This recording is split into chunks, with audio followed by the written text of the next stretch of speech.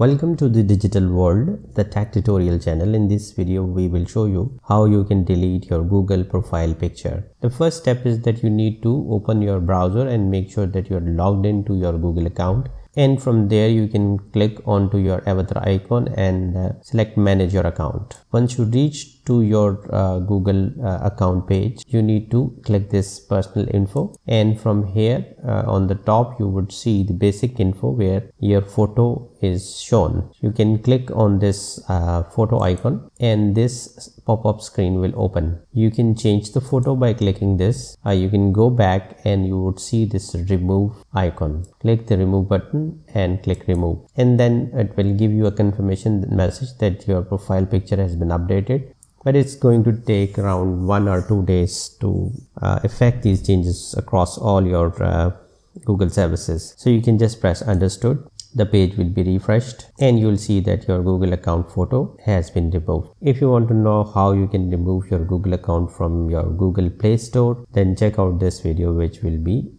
displayed at the end screen card somewhere now. In any case, thanks for watching. Like, share and subscribe.